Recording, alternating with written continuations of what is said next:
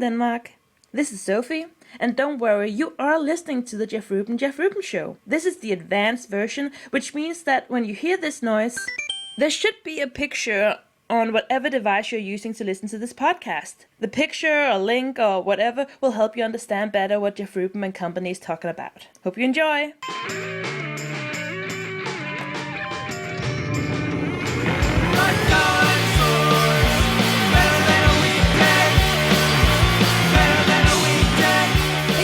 Welcome to the Jeff Rubin Show. Big week in stuff that I, Jeff Rubin, like. So I've decided that I'm going to cleave the show in half. In the second half of the show, we are going to be talking about Prometheus, the new movie from Ridley Scott. But in the top half of the show, right now, we are going to be talking about the year's biggest video game conference, E3.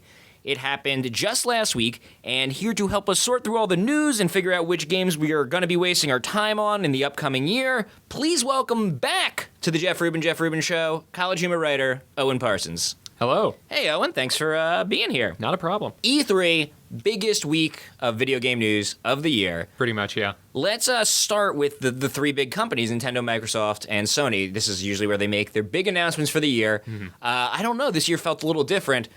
Starting right up top with Nintendo. Nintendo, last year at E3, it was last year at E3, right? Mm-hmm. They premiered the Wii. You're like, yes, I didn't even say anything yet. It was last year at E3. Last year they were at E3, I believe. And last year was when I believe they revealed the Wii U.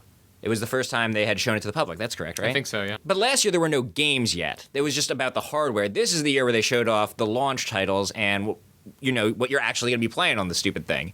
So, what'd you think? It's got a pretty good opening lineup, actually. What's going on here? There is a new Super Mario Brothers. New Super Mario Brothers. You have the Lego version of Grand Theft Auto, which Lego City Stories, Lego City Undercover, Lego City Undercover, which I'm excited about beyond all reason.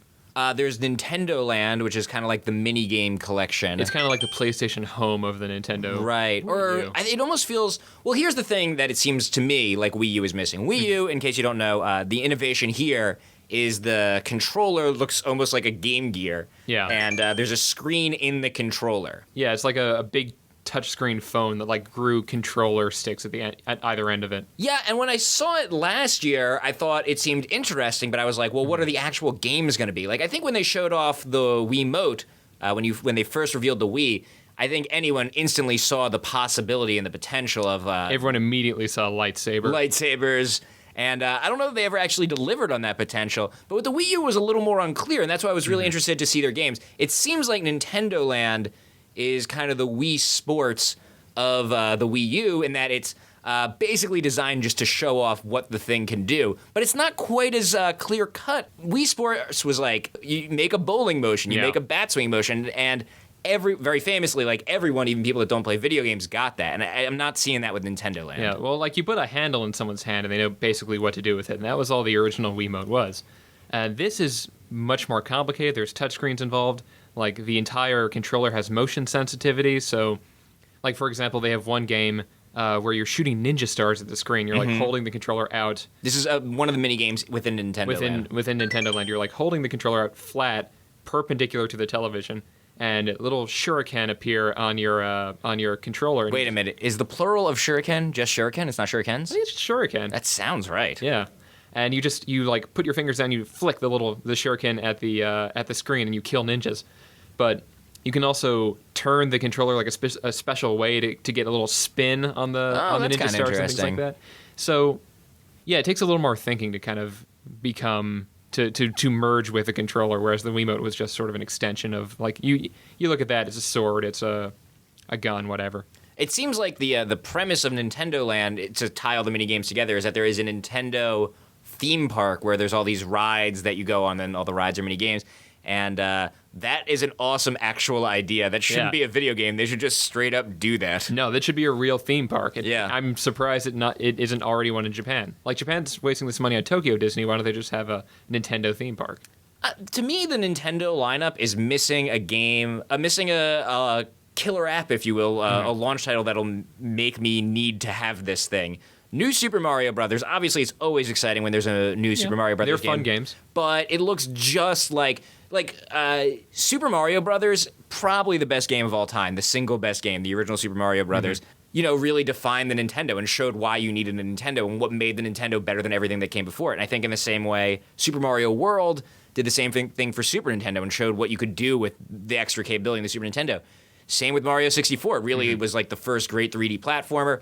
And even Mario Galaxy, incorporated the Wiimote and showed how that could be used within the game. But this, as a Mario launch title, it seems like a direct. I mean, I haven't played it yet, but it seems like just a direct descendant of the exact last thing they did, which is a little disappointing. Yeah, you're kind of waiting to see the Mario U, where you're going to be controlling Mario on the little touch screen, and that's going to somehow interact with the television screen in a different way, or he'll be involved in some sort of like traveling between televisions or jumping between screens. I'm not sure. I'm no Shigeru Miyamoto, but it seems like a no-brainer for a Nintendo launch title.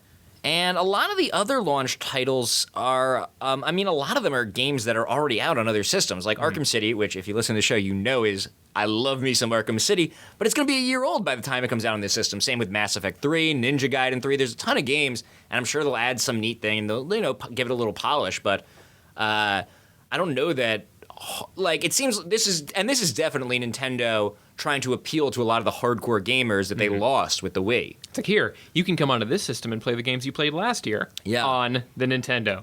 And especially with Mass Effect 3, like, what good is Mass Effect 3 if you can't play Mass Effect 1 and 2 before it? Yeah, I didn't actually think about that, but yeah, what's the point?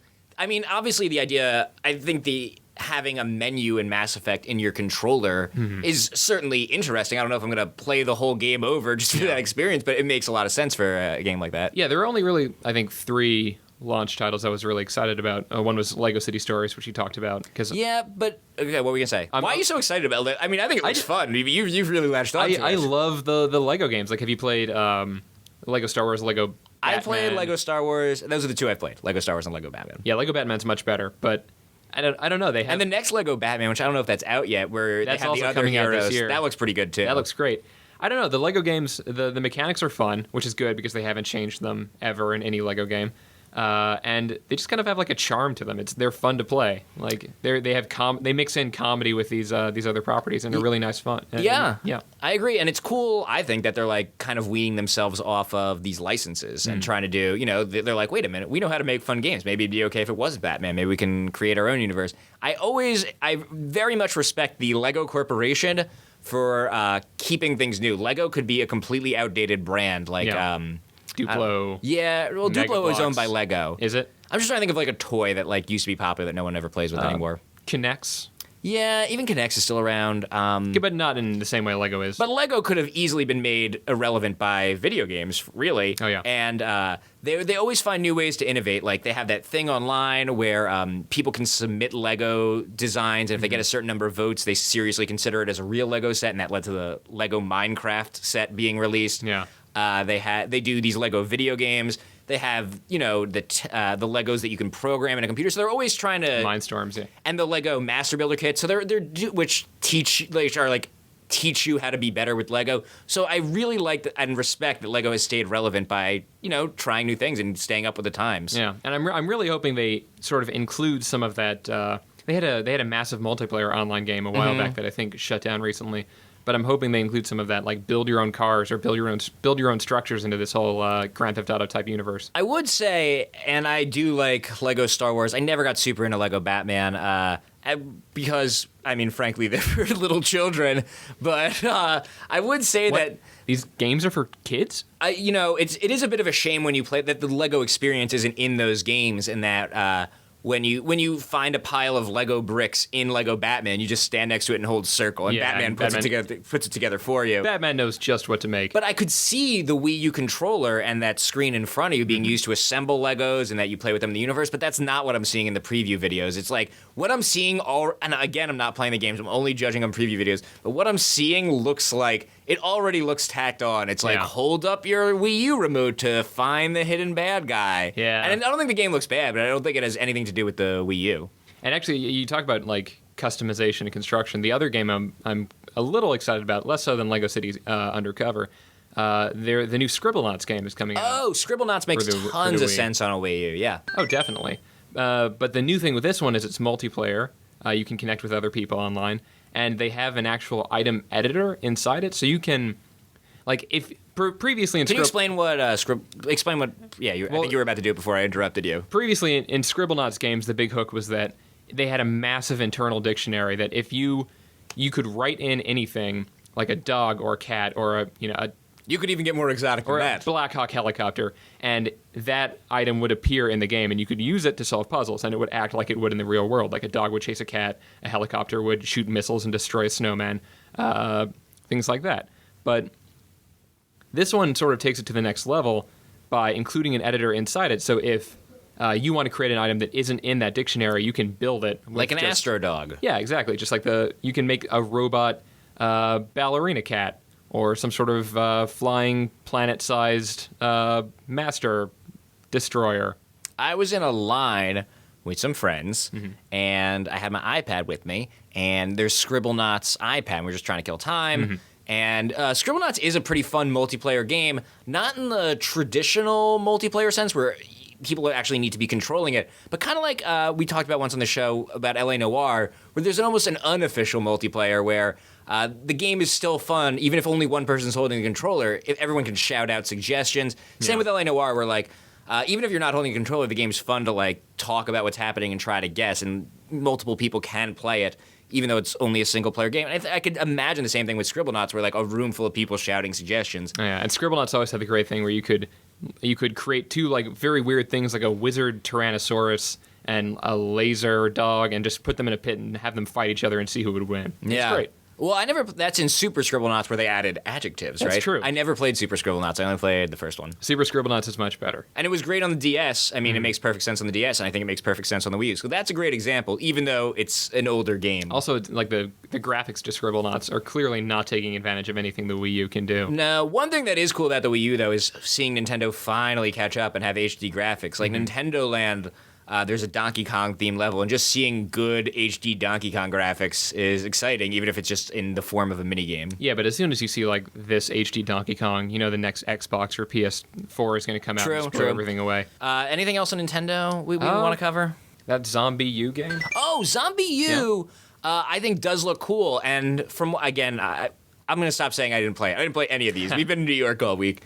But I read that the Wii U screen adds something for that because you have to like look down to manage your inventory. It's a zombie game. Yeah, there's a great scene in the trailer where the person takes off their backpack and starts looking through it to find the right thing. And on the tiny little controller screen, the person is actually going through their inventory. Meanwhile, on the TV, you have zombies like breaking down the doors and coming towards this person while they try and desperately search through their backpack to find, the gun they need. So splitting the way that they split your attention there, I think actually adds some, makes sense in both story and gameplay wise there, and adds something to it. And just the premise of that game sounds cool. It's kind of like it's kind of like NetHack, actually, or like a classic rogue game where you have a character and, like, if you die, you're dead, and then that character becomes a zombie. Oh, wow. And you start again, and if you track down your old character's zombie, you can reclaim your gear. You can kill your zombie self. Yeah. That's great. That's a good hook. That's fun. I'm a little nervous about Wii U. It seems a little gimmicky, and I haven't seen the killer, like I keep saying, the killer app for it yet. And honestly, I don't know that Nintendo ever fully delivered on the promise of the Wii. Like, when it first came out, I think, on all these games we were imagining, like, it is a travesty that after 6-7 years of Wii existence, there's still not a great sword fighting game on the Wii. There's, I think Red Steel 2 came close, but... Yeah, and Skyward Sword to a degree, too. Did okay, but these are, like, at the end of the life cycle. Let's move on to something that's very Wii U-ish. Microsoft, who sort of was, let's say, inspired by Nintendo's motion controls to create the Kinect, which has been very successful, believe it or not. They have now once again been inspired by Nintendo, and it seems like their big announcement was Smart Glass, something they're calling Smart Glass. And the idea here is that you don't need to buy a separate controller to have this screen as a controller idea. It's going to be an app that you can get on any iOS device, iPhone, iPad, any Windows phone, or any Android phone, which, 3 and 3 of those, you got 90% of the market. And you can use, via the app, you can use your phone or your device as a controller for the game. So it's kind of like sneaking in the Wii U functionality into the system I already have. And I already have a phone, so I get that, I already have the controller too.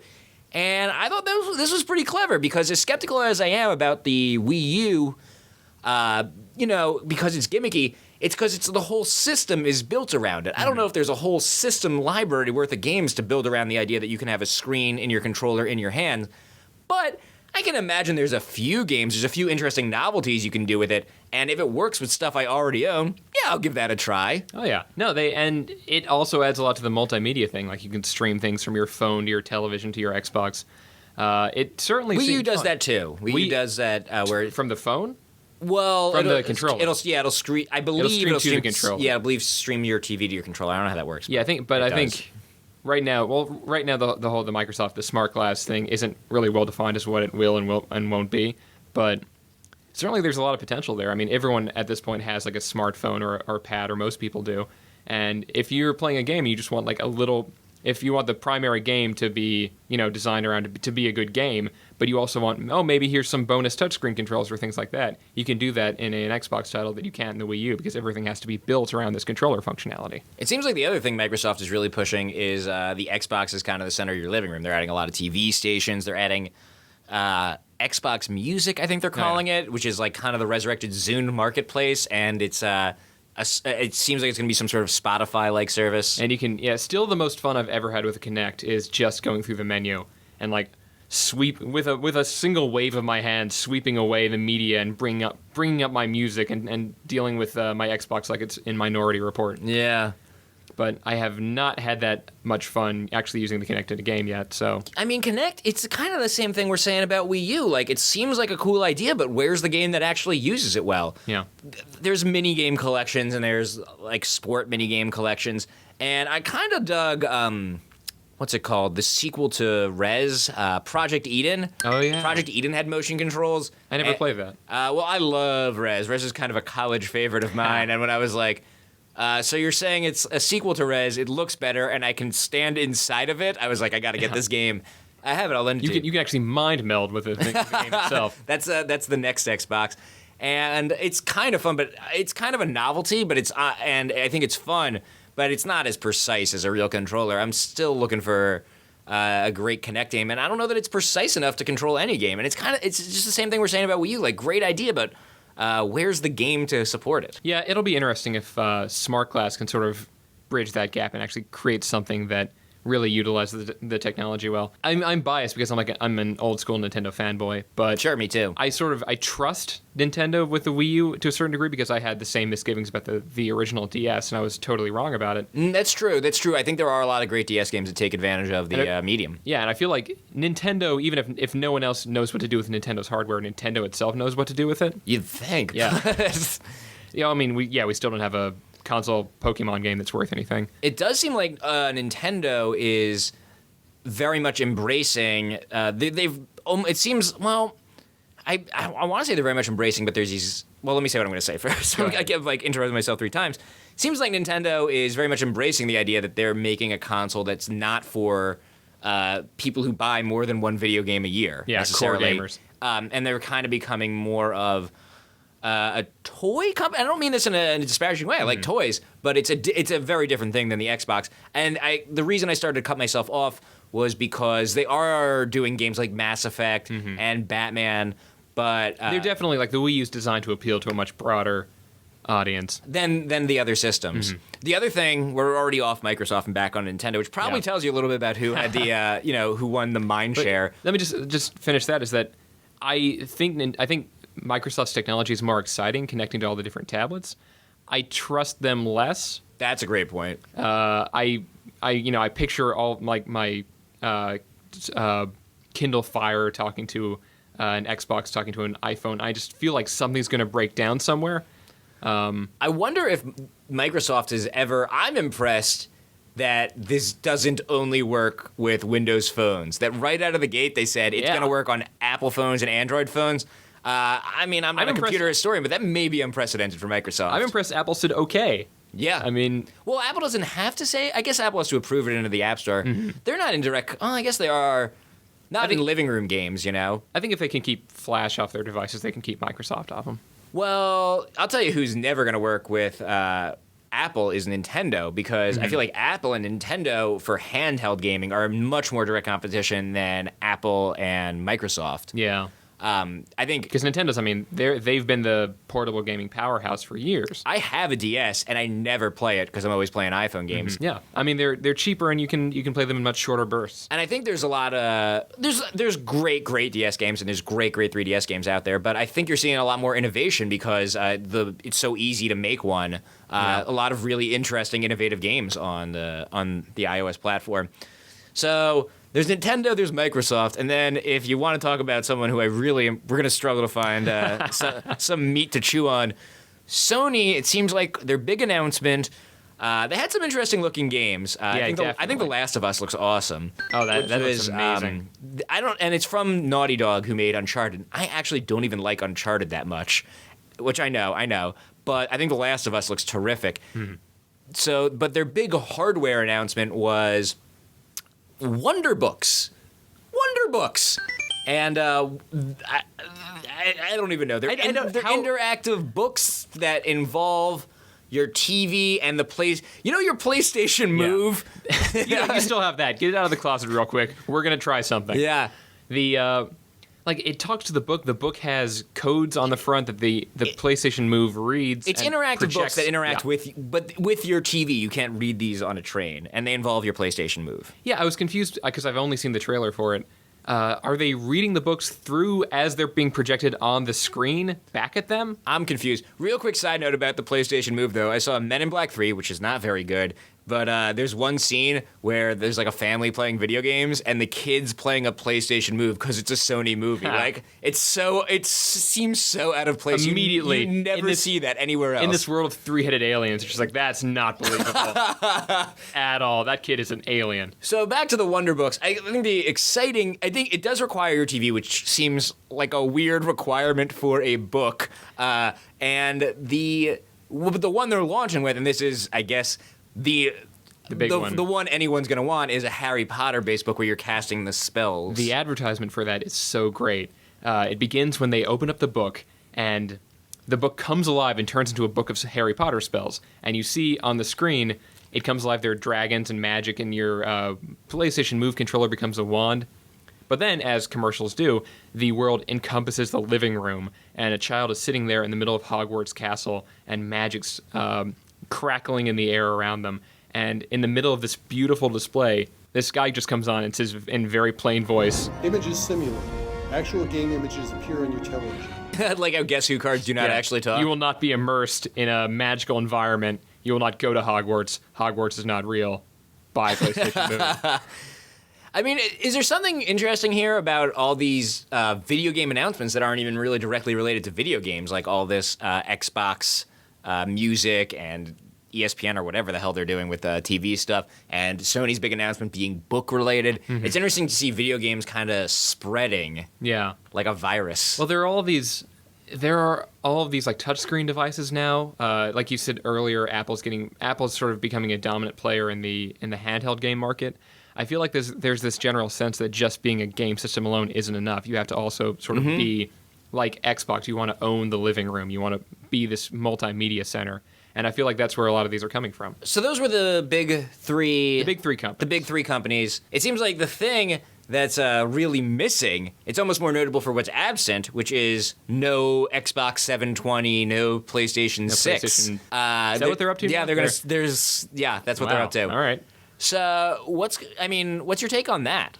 Because there was an interesting thing, I think you maybe even sent it to me on Kotaku, I think it was, where they charted the lifespans of systems and where we would be. You sent me this, right? You know what I'm talking about? I don't think I sent it to you. Do you know what I'm talking about? I know. Does anyone know what I'm talking about? So they charted where we would be relative to other systems. So we're over 6 years into the Xbox 360 now, and over 6 years after the Super Nintendo came out, we were already into the second generation of Nintendo 64 titles. 6 years after the Nintendo came out, we were in the second generation of Super Nintendo titles. Not even Super Mario World. I'm talking Link to the Past. I may be getting some of the specifics wrong, because that's the general theme.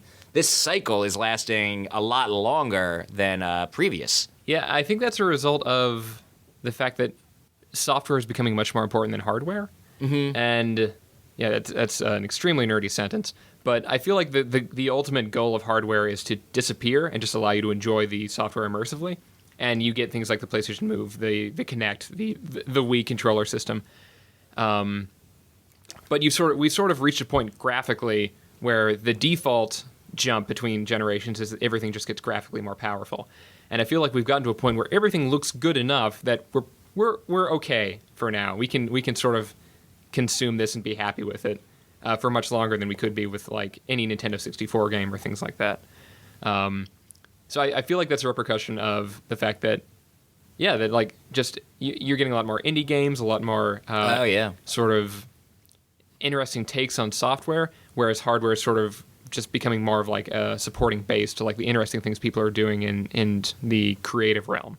That's a great point about indie games, and I think when we look back in 20 years at this generation of consoles, I think one of the biggest innovations, maybe the single biggest innovation from the Xbox 360 that we'll remember is the Xbox Live Arcade. Oh, yeah. And the idea that we could get these smaller games that has really produced some of... I mean, Braid is probably the single best game of the entire Xbox 360 library, and that has really been a game changer, I think. I also think that we're at the point where, even with the current hardware that's 6 or 7 years old, very few companies have the resources to actually take advantage of that hardware. There's very few games that really push an Xbox 360 or push a PlayStation 3 to the absolute limit. It's usually the first-party stuff, or the second-party stuff like Uncharted or God of War or Gears of War. Yeah, I just remember seeing Ready to Rumble Boxing on the Dreamcast and thinking graphics will never get better than this. Yeah, but the thing is, I think very few, take full. It's very expensive to make a game that takes full advantage. You need all the high definition textures. You need like an orchestral score. Well, you're trying to make Uncharted, and it's essentially a game like Uncharted is a multi-million-dollar Hollywood blockbuster movie. It's maybe even more expensive than some, Hollywood blockbusters. So I guess they're just like, if they released a twice as powerful Xbox, I think very few games would get twice as good looking. Yeah, although. There's that game Star Wars 1313. Oh, yeah, there is. Which has been teased at E3 and is built on hardware that's more powerful than anything in this current generation. Let's talk about Star Wars 1313. First, so I think the demo that's online was running on a PC version of it, which, is usually more powerful than whatever the current consoles are. Right. What is Star Wars 1313? Star Wars 1313 is aiming to be like a new kind of Star Wars game, and that's what every Star Wars game is. That is true. But this one actually looks really cool because it's set on Coruscant, and it's set... Which planet's Coruscant? Coruscant is... I know. I'm asking for the listeners. We both know. Coruscant is the city planet. It's where... okay, is it in the first prequel? Isn't it where the Jedi Temple is? I don't know. I don't know which prequel it's in. It's in one of them. It's the planet that you see it from space. It just looks like the New York skyline, the entire planet around. But you play like a bounty hunter, and you're on level 1,313 of Coruscant, which is down close to the planet's core, and you're exploring like the seedy, rough, dirty underbelly of the Star Wars universe. Whereas most Star Wars games have you playing like a Jedi, fighting the Sith, and like this grand space opera of good versus evil. This is going to be much more of like a cyber noir underground. It kind of looks like, we keep talking about Uncharted, but it sort of looks like a Star Wars Uncharted take on Uncharted. It's going to be, which is also kind of the angle that they're pitching for that Star Wars live-action TV show, if they ever get that thing off the ground. And one of the few details about they've revealed is that it's going to be kind of like what was that Battlestar Galactica prequel? Caprica. Kind of like that, like a noir-y element. And like, George Lucas is saying if he does a TV show, it's not going to be Sith versus Jedi. It's going to be about the underground. And the game looks just graphically, it looks awesome. That's great. I couldn't believe they have the main character in the demo is just like a placeholder. Well, that's the thing. A lot of people are speculating because they're saying you're playing a bounty hunter that main character is going to end up either being Han Solo or Boba Fett.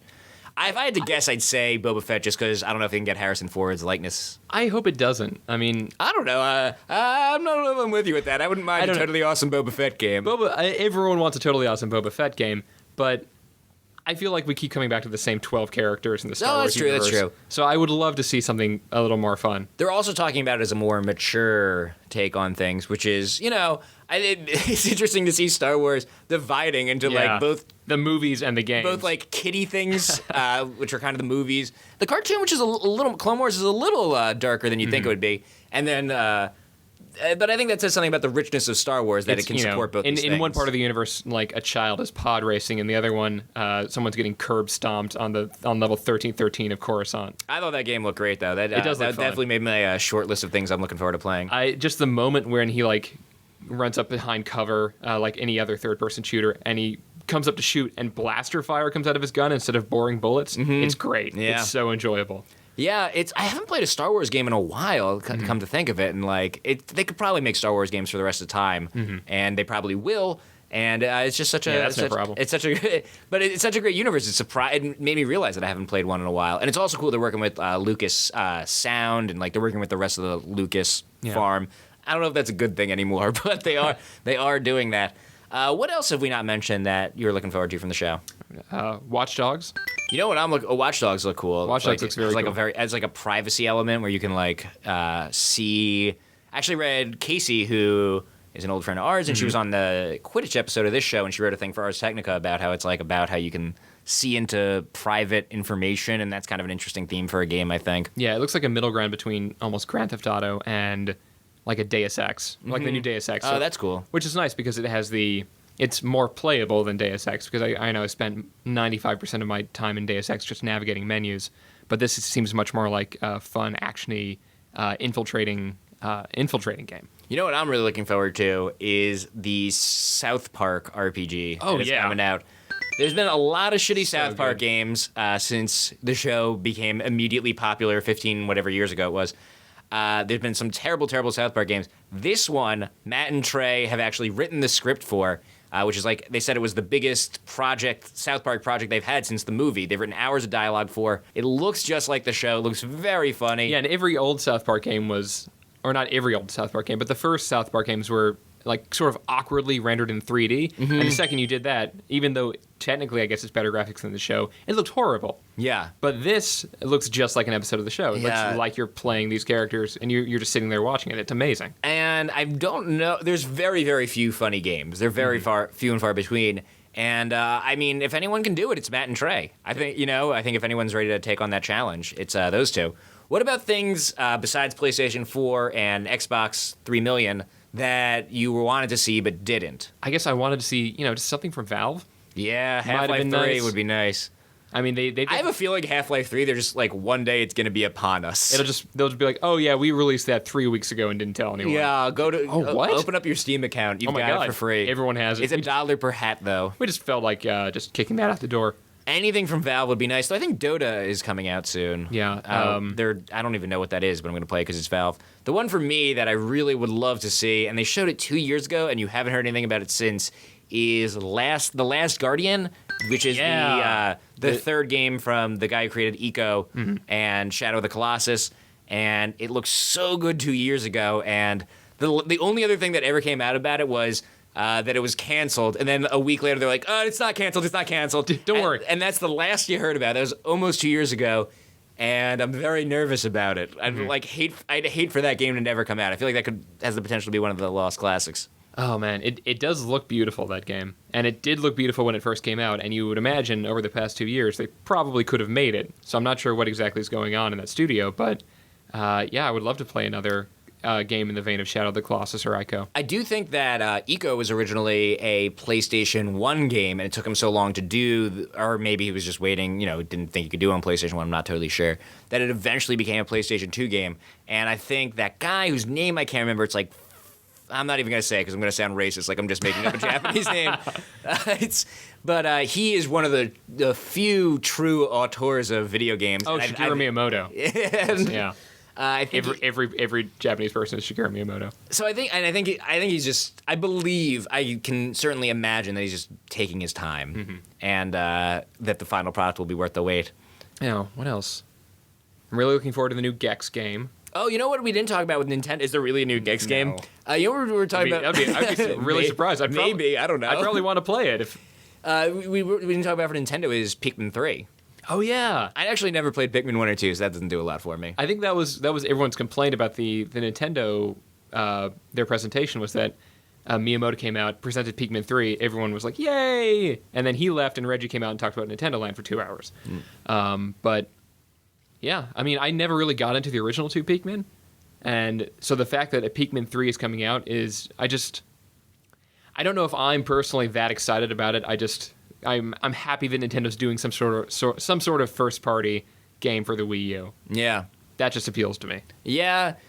Would it kill them to have a new idea? That one's not even from Wii. That one's from GameCube already. Would it kill them to have a new idea? I think Pikmin was their last one. It was. Because I remember and it's 10 years old already. When Pikmin came out, they were like, oh my god, Nintendo made a new thing and it's great. Yeah. And then they've just been riding that. I have, if it's okay with you, one non-E3 video game piece of news I would like to discuss before we go. Great. Let's see how it goes. Anytime. Did you see the Wreck-It Ralph trailer? Yeah! What do you think about Wreck-It Ralph? Oh, wow. So Wreck-It Ralph is a CG movie. I'm not sure what studio it is. Basically, Disney. It's Disney. In my mind, there's Pixar and not Pixar. It's not Pixar. Even though it's Disney, it's not Pixar. Yeah. And it's about John C. Reilly plays a character, a villain from not even an 8-bit game. It appears to be pre-8-bit, like an Donkey arcade Kong game. era. And he decides he wants to stop being a villain. And the trailer, I mean, it looks pretty great. And the trailer is just full of video game references. Oh, yeah. Well, yeah, of course, it looks like an arcade game, but with better graphics than any arcade game at the time. Right. But, But yeah. it, like, even just from the trailer, like, you can tell the people that put it together, like, They know their they stuff. did their research. This isn't like The Wizard or yeah, weird that these animators played enough video games that they could draw from later in life. like they it's definitely like these people, they knew what they were doing, I think. And Yeah, I think the studio's sort of pitching it like this is going to be Who Framed Roger Rabbit, but with video games instead of cartoons. that's awesome. And that's why you see all these licensed people like Zangief has a big speaking part in the trailer. He sure does. And Bison's there. Hubert has a speaking part in the trailer. Bowser's too. there. I mean, even if the movie's good or not, and it's hard to say only when the trailer's out, I will always forever be impressed that they managed to license all these characters and like put Dr. Robotnik and Bowser in the same room. Yeah. I guess those guys are both in the Olympics game, so that's not that big a deal. But like a big movie like this, it's impressive. Yeah, maybe the first good video game movie? Is that possible? It's not based on a video game. Yeah, it won't be. But there will be a Wreck-It Ralph that will come out after this movie. I wonder if there will be a Wreck-It Ralph video game. That seems like it would ruin it. Definitely. There definitely will be. You're Absolutely, right. and he'll jump between different video games like he does in the trailer. That actually sounds pretty fun now that we're talking about it. Yeah, I'm like you. Like I have no expectations for like the plot of the story or anything. I'm just excited to see video game references that I recognize in a big animated movie like that. Yeah, and taken seriously and done right by people that have obviously played video games. Definitely. Owen, thank you for coming to the show, talk about some video games. Thank you for having me. I'd be doing this anyway. We have now talked about video games, and then we cross-dissolved that into a conversation about a video game-inspired movie. So now let's complete the transition and talk about just a regular old movie. We can kind of leave video games behind for a minute. Here to discuss Ridley Scott's Prometheus, please welcome another returning Jeff Rubin Show guest, Justin Willett. Hey, Justin. Hey, Jeff. You may remember Justin from Jeff Rubin Show episode 8, when we talked about Muxtape, which Justin created and how he works at Tumblr. And I wish this was like a comic book and I could put like notes in the corner like see issue 8-ed. But that's where Justin's from, so go catch up on that if you didn't listen to it yet. And Justin, correct me if I'm wrong, you, I think, are kind of like me in that you don't necessarily like a lot of things, but when you get into something, you get very, very into it. Very true. Is that fair to say? That's 100% accurate. And how into Alien and the science fiction films of Ridley Scott would you say you are? It is the most important movie there is to me. Wow. I mean, movie, franchise, whatever you want to call it. We've both seen the movie now, and we're going to... let's talk about this. We're going to not do spoilers for at least a few minutes. We'll see how long we can go. We're going to talk about it generally at first for those that haven't seen it, and then we'll give you a clear warning so those that haven't seen it can stop listening, and then we'll talk about what is specifically into the movie. So before you saw the movie, obviously you were very excited. What were your expectations? My expectations were through the roof. But, you know, it's like, I think that Alien, Blade Runner, maybe the two most important sci-fi movies of them all. Yeah, I think that's fair. Of the modern era. So it's like, you know, the third movie from the guy who made those two movies. pretty important. Those are his only 2 science fiction movies. Yeah, and then he made a lot of other movies touching a lot of other genres. I mean, they're so influential. Like, you can see at least a little bit of Alien or a little bit of Blade Runner. And I'm not breaking new ground by saying this, but you can see a little bit of either of those movies in just about every science fiction movie that's come since. And in the world, in the science fiction future we live in. Just not in fiction, just in science. Just in the world. What's an example of that? I just drove through Times Square recently, and I was looking at like some of the sharpest, clearest like electronic billboards I'd ever seen in my life, and it's just like Blade Runner. It looks like Blade Runner. The corporatism, all the like, a lot of these things have come to pass. So you have now seen Prometheus. Oh, let me tell you my expectations. I, for some reason, am not that as I was. I also love Blade Runner Alien, probably not as much as you. For some reason, I haven't been able to get as excited about this movie. When we did the big summer, or we did the 2012 movie preview, I think, at the beginning of the year, and I left that one out of it just by oversight. But I think that's not something you would have done if you were looking at the movies you were looking most forward to 2012. I saw it opening week, and I'm recording this podcast about it, so I'm obviously a little bit excited about it. But for some reason, I was never. Maybe it's just because I didn't want to know anything about it. I didn't really know what it was going to be. So now we've both seen the movie. Did it meet your expectations? I think that going into the movie, This already sounds like a no. No, I mean, I wanted it to be like better than Blade Runner, better than anything, but I also kind of knew that it wouldn't. I mean, what is? Totally, but I thought it was great. I loved it. I'm gonna go see it again in the theater for whatever that's worth. Mm-hmm. Like, I thought it was amazing. It by far wasn't a perfect movie. I think Blade Runner is. I think Alien is too. Mm-hmm. Yeah, I think that's true. As close as anything can be to perfect, but yeah, no, I liked it a lot. On the whole, I'm very, very bullish on Prometheus. We may have to jump right into spoiler territory because I didn't know I didn't know anything about the movie before I saw it. I had deliberately avoided learning anything about it. And I kind of want to give that experience to other people. So maybe we can just call it right away, now that you've gotten our extremely general oversight. I was a little less enthusiastic. I don't know that I liked it. I liked it and I admired it, but I don't know that I loved it. I would definitely not recommend it to everybody. It is some hard, like, capital... It's like science fiction. Like, you can't call it sci-fi. It is some serious shit. It is, yeah. It's got a lot of symbolism, a lot of allegory. Very a lot heavy. Of like, there yeah, is absolutely no levity in the movie. I think there is one joke throughout the entire 2-hour running time. It is very dry, yeah. But I liked it and I admired it. And the thing, I think I've said this before in the show, what I always look for in a movie is something I've never seen before. And there's definitely some of that in this movie. So yeah. It is, but I don't know that I loved it. So I think we just have to kind of break the seal. So if you haven't seen Prometheus, now would be a great time to stop listening to the show. And, we'll give him a few seconds for that. Kenner presents you alien action figure. Aliens flow! Quick, shut the airlock! The alien's blocked out now! He got through! Give up! Alien can't be beat! We'll zap him with the light! Don, he'll destroy the spaceship! We've lost! Better find another ship! Let's try the kitchen! Another triumph for Alien! Alien action figure. New from Kenner. All right, we're back. First of all, I want to say that like I came into the movie probably knowing too much about it. Like I think they put so much marketing towards this, and they actually like for all the stuff that they put out, and there was like that fake Peter Whalen TED Talk and like all this integrated stuff. And, I didn't watch that. Was that young Guy Pearce in that doing that? Yeah. That was such a weird decision to cast Guy Pearce as an old guy. Like, why not cast an old guy? I found that very distracting. I think because they could make him look like older than old. Like he had this kind of like, that's true. Like he was. I think that was kind of the point. Is like he'd maybe been like his age had been like helped by like advanced drugs in the future. Like he lived a lot longer than maybe he was supposed to. And it was kind of interesting, just with the level of future that it took place in, just how far into the future that. Peter Whalen would be basically a baby born today, or maybe even someone a little older than that. Yeah, definitely. Which is kind of cool. I kind of walked out of the movie and I think my first thought was, I got to go find the webpage on the internet that explains what the hell just happened. Which is not really fair. Definitely not how you're supposed to watch movies, not how you're supposed to enjoy movies. I think Ridley Scott would probably hate hearing me say that. I do think it's something, though, that I don't know that I want to see it again, but I think it would benefit from a second viewing. Definitely. That there were a lot of... It doesn't hold your hand. There's a lot of things, and it's just like, here's a little hint about what happened. You figure out what that means. Yeah, totally.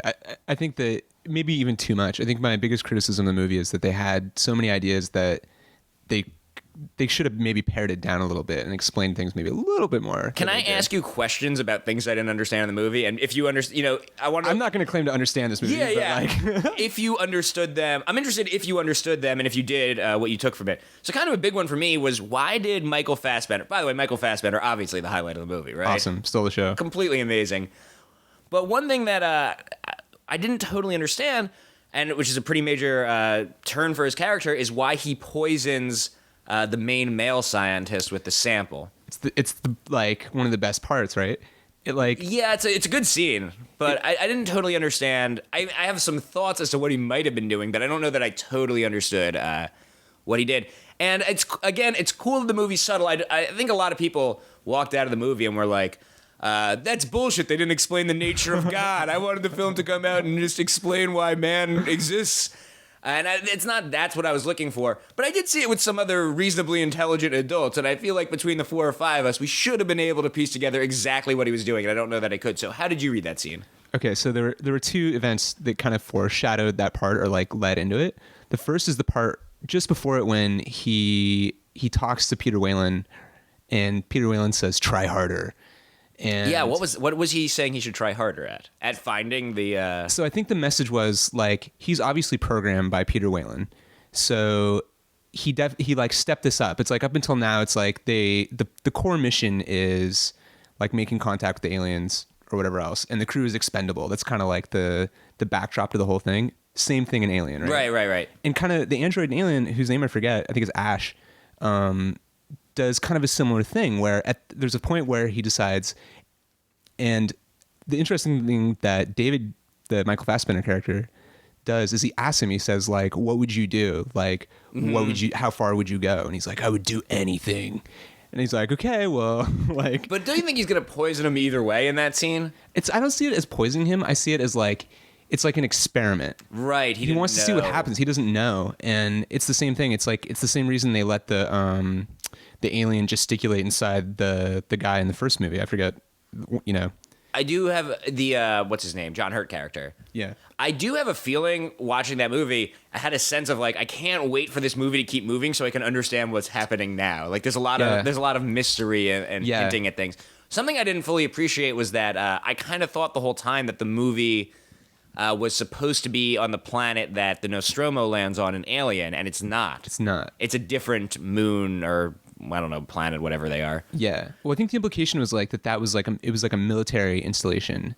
And so like this was like where they like refueled these ships with the black goo to like take to other planets. Why did the engineers point at why did they have via ancient Mesopotamia point us at this galaxy? That's the most unexplained mystery in the movie, right? And I appreciate that. I appreciate that not all these things are supposed to be completely understood, and that I think by design a lot of these answers are supposed to be abstract. So I don't expect complete answers to these, but I don't know if some of them I'm not sure if I'm supposed to understand them. So, well, here's one part where it's like I think they dropped in a little like Christian allegory into this. Mm-hmm.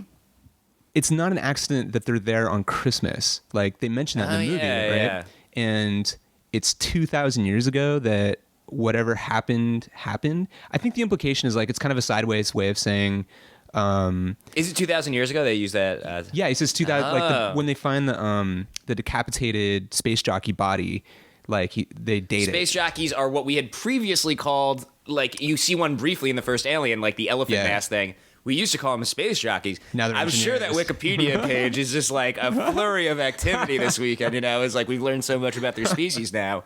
Yeah, totally. So now they found it and they said that's 2,000 years ago. That's really interesting because that would date it to I don't know how Christianity works. That's exactly when Jesus died. Exactly. Is that what it is? Well, when he was born. So is that what the most important holiday in the world's about? I don't know if it's the most important, but it's like in terms of like the greater mythos of the Christian thing. Yeah. And that's the other thing is like there's a lot of references to it in the movie. It's like here's this female character who has the cesarean section. There's a lot of like issues of like motherhood and fertility and sexual power and sexual violence that are like all themes in these movies. Definitely also a theme from the first Alien. There's a lot of life cycles and that scene probably certainly the most memorable scene of the movie, I think. The medical pod cesarean section scene. is one of the weirdest things I've ever seen in a movie. Just like the AV Club called it, I think like David Cronenberg level of Cronenberg, level yeah. of body horror, which is spot on. And that's what I'm talking about. Like, I don't know that I love that scene, but afterwards I was like, well, that's one of the weirdest things I've ever seen in a movie, and like just very, how often you get to say that? That's something I've never seen before. It was very memorable. It'll be parodied. Like, we'll see.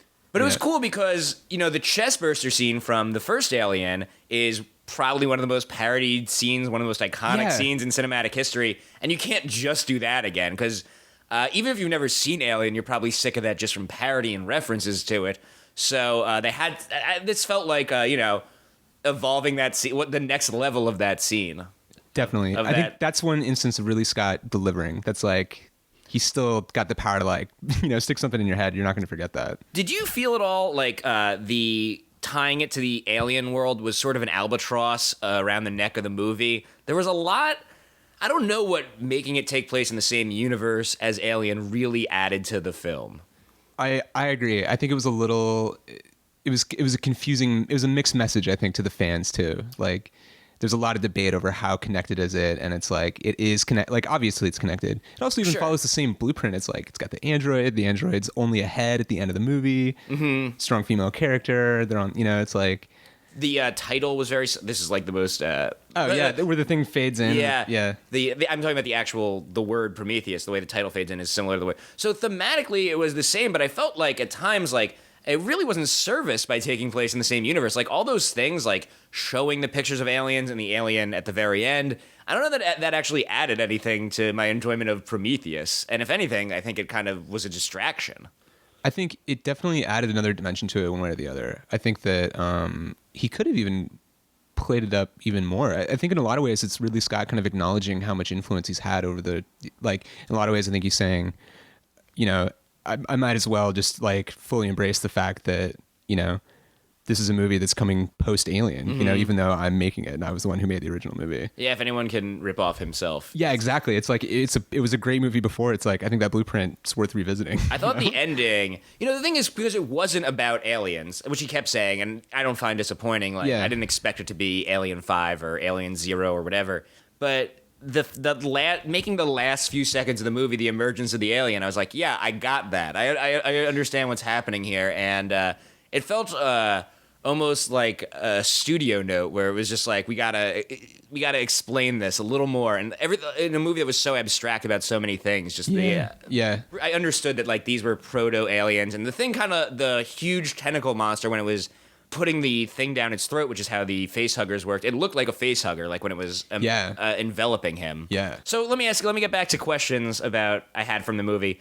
How does the goo work? Because sometimes it makes a weird snake creature. And I think I read someone on the internet theorize, and all right, I'll accept this, that the snake creature is almost like the alien form of those little worms that were just walking around. They showed the worms. They showed the worms. Yeah, like I'm not totally sure. Like I read some speculation, and I don't think I actually agree with it. That's like the goo like reads the worms like DNA, and then it kind of like interprets it into like a much more horrifying thing. But that's kind of what the alien is. It's like, right? Right, but in the movie Alien, it's like they really drive home the point that like this thing is like so perfectly evolved that it's like it's not even natural, like, Mm-hmm. So it seems like it would leave little up to chance. But at the same time, it's also like there are different there's definitely something about like touch and interaction in the movie, and it's like there's like at the moment the two things touch, human and alien, terrible things happen every time. Oh, that's a good point. So let me focus on the goo for a second.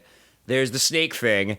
Then also it turns someone into a zombie. It just straight up kills some people. Some people it turns into a hulking zombie. Yeah. Sometimes if you eat it, it kills you slowly and turns your sperm into alien sperm. Yeah.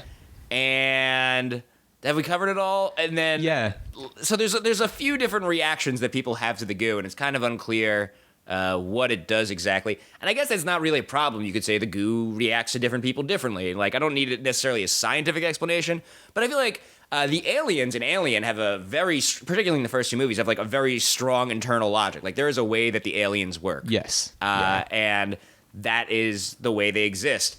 And I don't know. I didn't get that from the goo. I might be defending Ridley Scott a little bit here, but like I will say that might be kind of the point. I think the whole thing was like they'd created this thing that was like so out of control, powerful, like unpredictable that they lost control over it. And it's like if there was something that crazy, you know, it's like just even going there and like disturbing this environment was enough to like to set it off again. Yeah. Didn't it feel like it was a scene from another movie when the giant hulking zombie came back to life and attacked the people and like was dealt with immediately and never really referenced again? Yeah. There's a lot of forgetfulness in the movie about like, you know, I was really surprised also like how quick they were to like take off their helmets or to like, you know, like just touch everything. Yeah, you know? Especially, and this is like classic bad horror movie. The biologist who's literally a biologist, and when he sees that snake thing, and he's like, "Come on, little guy," and goes mesmerized, and goes from freaking out, rightly so, to come on, little guy. Yeah. One thing I did like about the movie was a lot of good gizmos and computers, and that's something that's also in Alien and also in Blade Runner. A lot of cool, like, all right, let's take her down, beep boop bop boop boop, and like you get to see him use the computers a little bit, and that's something you actually have a little bit of experience with. You worked as a, I don't know, futurist. Am I describing this correctly? Yeah. Envisioning what future technology might be for a movie. Yeah, you did this. I did. What is that movie? The movie is Robot and Frank. And it stars Frank Langella, probably best known as Skeletor from the He-Man movie. Yeah. And also, he's like, Frank Langella's like a capital A actor, you know? Like, he's amazing. He was Nixon in Frost Nixon, and he's an incredible actor. And what is this movie about? So it's Frank Langella, and he's an older guy in upstate New York who's having the onset of Alzheimer's or senility, and his kids give him a caretaker robot that he initially kind of like detests, and then they gradually kind of become allies, and it's kind of a buddy movie. And it takes place in the near kind of unspecified future, and so I designed some like user interfaces for the TVs and phones and tablets and things that kind of show up in the movie. How do you do that? What is your process for coming up with stuff like that? I mean, a lot of it is just very, just a lot of time in Photoshop and, you know, trying out different elements. A lot of the same way you would design, you know, for a real piece of software, but then you don't actually create the software. You give it to some... Is it freeing to know that, like, this thing doesn't have to actually work? It makes it so much... You can just totally focus on one aspect of it. It's like when things have to work, you're so limited, like, by, you know, having to make it work. So as someone with experience in this very unique field, how did you feel Ridley Scott probably is amazing. I loved it. So like there's definitely in the first, like in Alien, I hate to keep coming back to Alien because it's not Alien, right? But it invokes it so heavily. Like it literally ends with a shot of the alien. So I think it's fair game. Totally. So in Alien, like on the ship, the ship controls are almost a character in the movie. It's like the movie came out in 78, I think, or they shot it in 78. And so all the control panels are like plastic buttons and backlights, and there's no flat panel anything. It's like everything has like old CRT screens. And but the set design is like very dense and intricate, and it's just the environment that these characters live in. And like in Prometheus, it's so much more advanced, and they still, even though the actual interfaces are a lot different, it's still very much a character in the movie. Like they spent a lot of time around that big 3D kind of like war table that shows the 3D map of the inside of the dome and the mapping. I was way into mapping bots. Oh, the mapping bots were so awesome, and it's like something you could totally imagine, you know, would be, you know, de rigueur for the Space Explorer circa 2093. It's a cool piece of technology because, and it looks so cool, they don't have to explain. They're going to go around and they have things that swirl around and scan it. You see it working for a second, you immediately understand what it does. Totally, yeah. It kind of looked a lot, even though it's a prequel to Alien, the technology, because the movie's made 30 years later, looks a lot more advanced. Kind of a problem one of the many problems the Star Wars prequels have, where even though the Star Wars prequels take place before the Star Wars movies, all the technology is twice as slick. Same with this movie. In Alien, there's that scene where she goes and asks the computer, and she goes into a specific room to talk to the computer. Like, she can't just do it from anywhere. And there's like, it's a cool scene. There's like light bulbs all over the wall. Yeah. And she's basically using Siri. and she has to like go into the mainframe into room. in her own room to do it. Whereas here you've got the 3D map, and I don't know that anyone talks. No one's like ship, take her down, or anything like that. Yeah, there's no ship take her down, which I think is good. It's like I think David is like the central kind of like robotic star of the movie, and like he's kind of like the replacement for like a ship computer kind of type character. Man, I wanted to see a David spinoff movie, which I guess is just Bicentennial Man. I want to see. I guess I want to see a Bicentennial Man remake starring Michael Fassbender. There's also recently, just get a little off track, a rumor that Fox registered the website or the trademark for Days of Future Past as a movie. Are you familiar with X-Men? No. Days of Future Past is a classic X-Men story about this alternate future where like the mutants are rounded up in a concentration camp. It's one of the great X-Men arcs of all time, and I guess people are speculating that might be the plot of X-Men First Class 2, X-Men Second Class, where Michael Fassbender played Magneto, and I immediately started imagining Michael Fassbender, young Magneto, teaming up with Ian McKellen, old Magneto. And oh man, I think they should just get rid of the rest of the X-Men and just make an all Magneto movie. totally. With two Magnetos.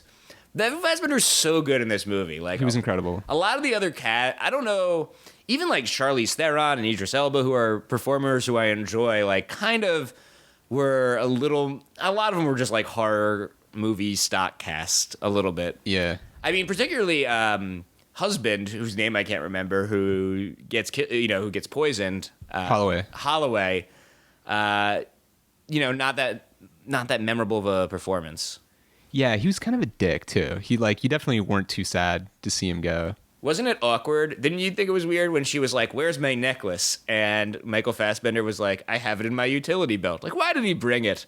Just a lot of awkwardness like that in the movie. Like what? Holographic replay. Why do they have a holographic replay that triggers of them losing the station? That's like in video games when they leave out audio logs everywhere for you to find and like just get exposition of where they are. That felt a little clumsy narratively to me. Yeah, it was a bit of a convenient thing. Just like ghosts almost running through there. I'm sorry, what were you saying? I cut you off. Well, I think like the idea was that they wanted to like record it for somebody who came along to discover it later, but again, it's like if they knew this was going to happen, why were they so surprised that they had to like drop everything and like there's like a big pile of bodies? It's like something and really... like one dude in what? I guess at the end that guy's just upset that he's woken up. It doesn't really matter what Michael Fassbender has said to him, right? Who? The engineer that they get to meet. Oh yeah, that seemed like a pretty severe reaction to being woken up. Like he just tears his head off. Like... But I guess the idea is that he's like a god. He's basically God, right? Or a god, and that Michael Fassbender and even this mighty Peter Wayland, who by the way, his robot suit, that was a pretty cool piece of future technology. Oh yeah, he was an old dude and he had like a future suit to kind of as like a crutch almost. Yeah, that was neat. That was awesome. But I guess the idea is that like, even this, who's probably one of our greatest Earthlings or whatever, he's just like a fly to him, and he's just like, get away and get. Yeah, or he like went to sleep, like, and the last thing he was thinking about was like, oh shit, they're gonna come find us, and like, they're the most dangerous thing we've ever created. Like, forget the aliens, it's the humans that are the. I like the flute. The little flute piece of controlling technology. It reminded me of that episode of Star Trek with where Picard lives the whole alternate life, and he's got the flute. Is the one Does artifact. the flute control any computers in that? Not in Star Trek, but I like that as a nice touch. Even the alien technology seemed a little realistic. Like, yeah, I guess if you gave us 1 billion years, this might be how we pilot computers with little glowing eggs. Yeah, totally. I want an egg machine. It seems functional. Yeah, absolutely. One thing that came up that I didn't care about at all was the idea that Charlize Theron, who was a pretty interesting character, that she was the son of Peter Wayland. It seemed like there was like a cut scene there that was supposed to maybe provide a little background that would maybe make me invested in that. I look forward to a director's cut if there is one. I got the feeling that Ridley Scott probably had a lot of control over the cut on this movie. Definitely. This was not a studio-friendly film. Like, I feel like if the studio was in charge, you would not have seen the movie that you just saw. But that was kind of straight out of Blade Runner. It's like, oh, maybe she is also an android. Like, because David calls him father. But doesn't she have sex with Idris Elba? They say they're gonna, and then they never address it again. And that's the one joke I was referring to. They did. So I think they had sex. I think he discovered she was a robot during sex. Can you have sex with an android and alien? I don't know if that's ever covered. I think that's the primary driving motivation towards creating androids, right? Is that actually addressed in the movie, or is that we're just extrapolating now? Well, no, but it's addressed in science fiction in general. I mean, Definitely. I mean, it's definitely in my fan fiction. It's in my alien fan fiction. Yeah. So was she an android too? I guess I didn't think about that. Why does her lifeboat not work? Worst lifeboat ever. Tell me about it. She like gets out. I don't know. I didn't. She gets out just in time, but then it crashes anyway. It's probably weighed down by that giant chandelier. It was like but she maybe doesn't the least practical thing to take into space. But I was a little unclear because she didn't even go to. She went to like an escape pod. She didn't even go to her like saucer shuttle that's separated from everything. Yeah. Well, I got the impression maybe that she was gonna like then go and then get into the lifeboat, and then the lifeboat could like take off from there. Oh. But it didn't work, and it wasn't really explained why it didn't work. Crushed by a falling spaceship's a pretty cool movie death. Yeah, definitely. People in movies gotta learn to run sideways. Just saying. I thought that there was going to be like a little extra movie with her, with the two of them. That's something else that's very Alien is the movie's basically over, all is solved, and then like there's one last confrontation where you thought everyone was dead. That happens in both Alien and Aliens. Yeah. That wasn't quite as memorable here. Yeah. Where in Aliens you have the incredible... And Aliens is a very different movie from Alien. You're the incredible... But there's that incredible power lifter fight scene. Oh, yeah. And the movie's so good. Like, if it ended there...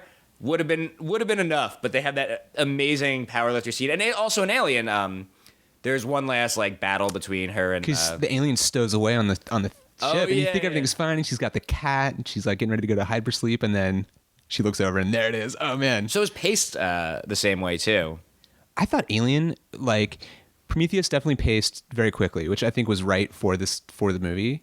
But Alien, man, they really like it is half the movie before they even get to the planet. Like so much of it is built up like just creating the suspense. Like I think in a lot of ways, like that's the biggest difference between the two movies is Alien is like definitely plays to your emotions, to like your sense of fear and suspense. Mm-hmm. And there's that in Prometheus too, but Prometheus wants you to like think about a lot more things. Like there's a lot of like headier issues that are brought up. It's almost like a grown-up version of Alien. Like you can always tell it's by the same guy, but with Grown 30 up. years of extra wisdom under his belt. Definitely. What do you think of the opening scene where you see the alien? I thought that might have been my favorite part of the whole movie. That was really cool.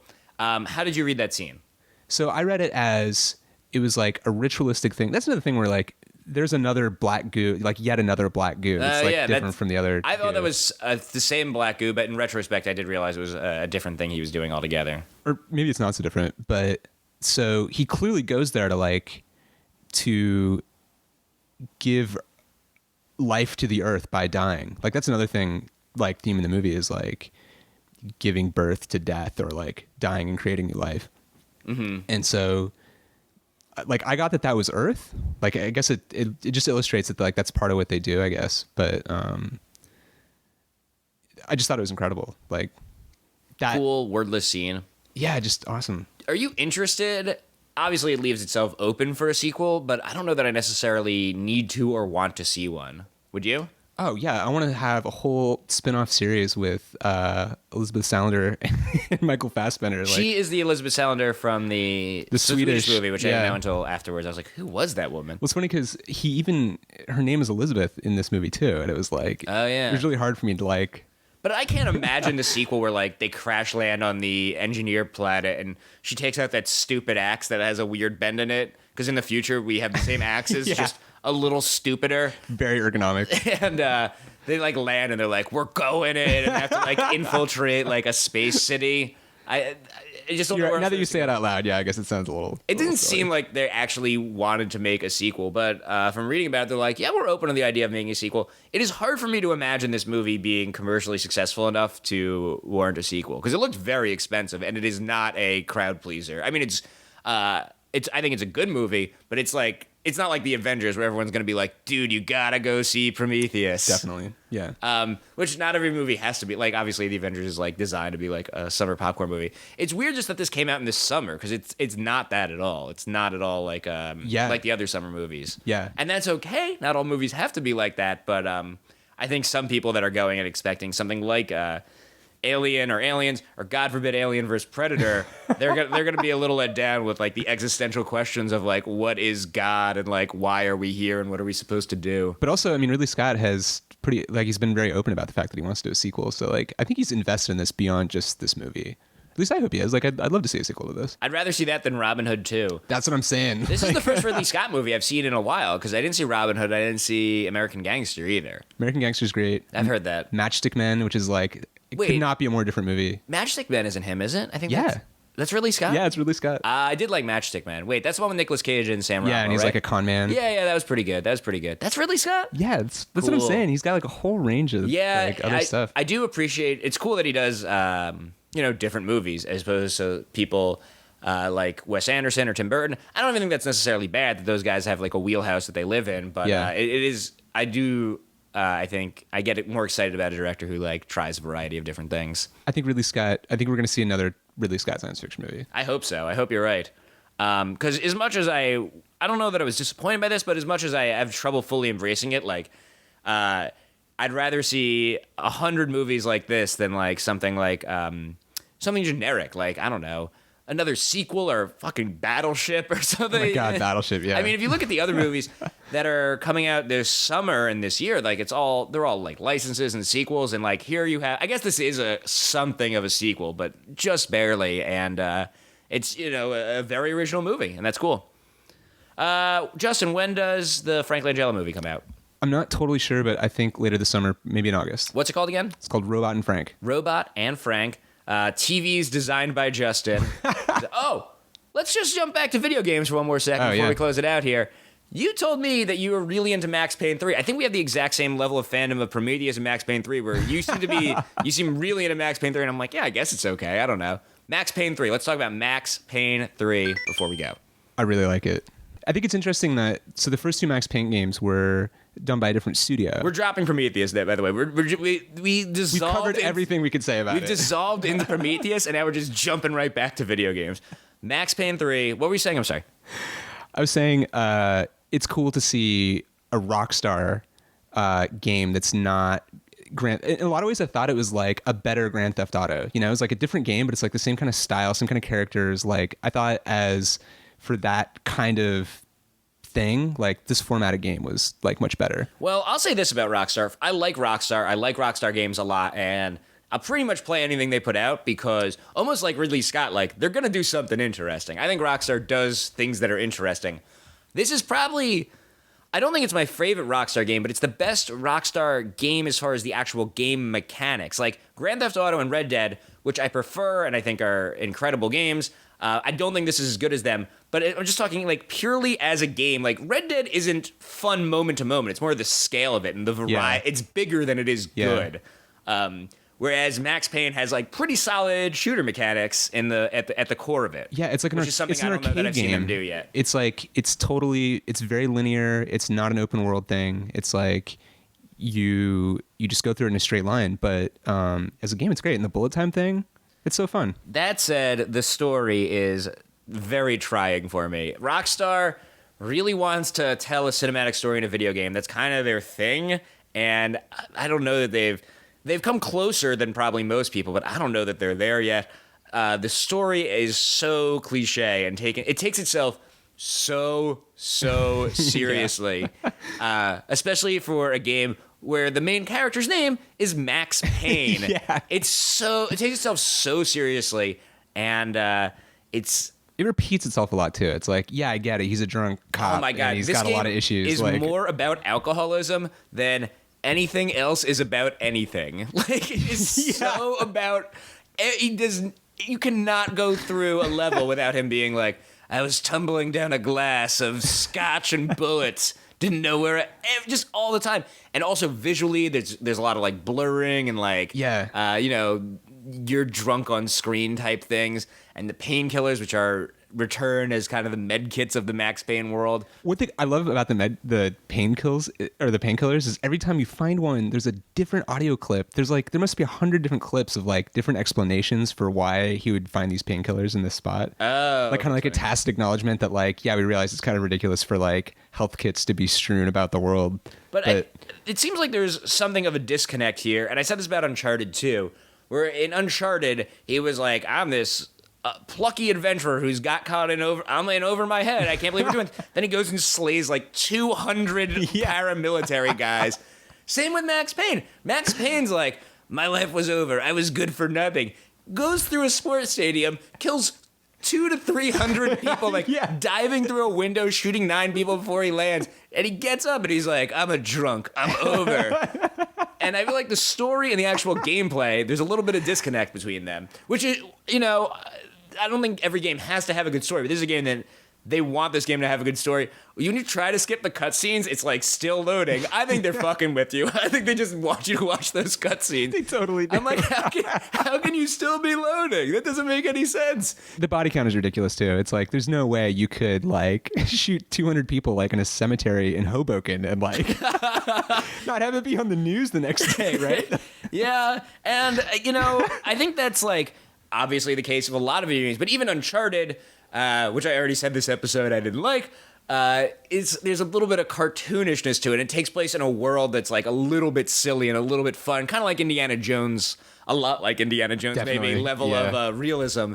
Whereas Max Payne is so serious, and the gore and violence, I don't consider myself squeamish, but I think is no fun at all. I think if you look at something like Mortal Kombat being a great example. Like, the gore in Mortal Kombat is fun. Like, even though it's very violent and there's a lot of blood, it's obviously very tongue-in-cheek. Even Grand Theft Auto is very silly about the violence. Definitely. Max Payne, like, when you shoot someone and you see, like, their brain explode outside the head, it's just very real and very violent.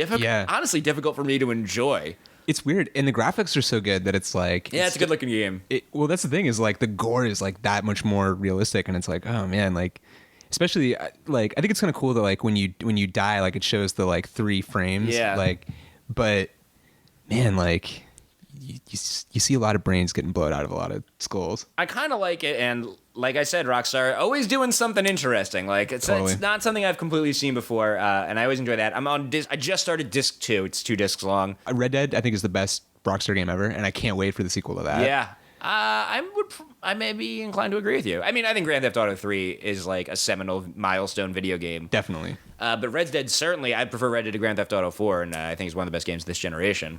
I think Red Dead 2 GTA is just like Blade Runner to Alien. But the idea of doing a Grand Theft Auto game that has the mechanics, so the shooting has never, to say the least, has never been the strong suit of Grand Theft Auto. No, it's ridiculous. So the idea maybe that they could take some of the lessons learned here and apply them to some of their open world games. This is, by the way, the opposite of an open world game. Like, Max lives in a world of hallways that like lead. Yeah. Like, if you are confused about where to go, like, look for someone shooting at you and just keep walking past them. It is the most linear game, which is not a bad thing. It's just totally interesting unashamedly. I feel like Rockstar is very much associated with open world, even in LA Noire, which was like almost unnecessarily open world. Yeah. I think this is very much an old school linear, extremely linear platform. I just can't wait for Max Payne 2, the movie. Yeah. Mark Wahlberg, right? Yeah, I've actually seen Max Payne, and it's just the worst. It's the worst. It's so bad. I think like they kind of made him look more like Heisenberg from Breaking Bad. Oh yeah, like, especially in the second disc when he's bald. Yeah. Which I like. I do like how there's like, again, this is Rockstar doing something interesting with the narrative. Like, there's it goes through different eras of Max's life, and this is cool because this is something that would be very difficult to do, not impossible obviously, but very difficult to do in a movie where you'd have to like do a lot of makeup to get the character in like different phases of his life. Max Payne kind of jumps between different eras of Max's world, and he looks radically different, and the game plays exactly the same, but I think that's an interesting advantage that video games have narratively that, Rockstar kind of hit upon. They're going to do it. Like, they keep trying. I think they're going to make that game they want to make, and like I feel like they're inching closer to it every time. They're working towards something. Yeah, very exciting. Justin, thank you so much for coming by, talking Prometheus, talking Max Payne. Thanks.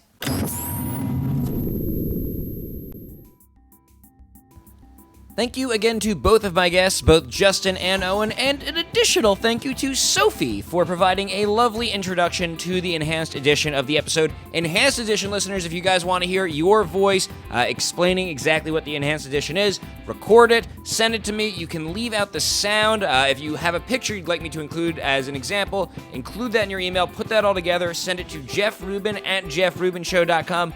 Unenhanced edition listeners, do not contact me at that email address under any circumstances. I will be furious and I will flip out. Thank you so much for listening to the show. I'll be back with a new episode, as always, on Tuesday. You can find me on Twitter at Jeff Rubin Show, on Tumblr at jeffrubin.com, at my Facebook fan page, and at youtube.com/Jeff Rubin. I'll talk to you Tuesday.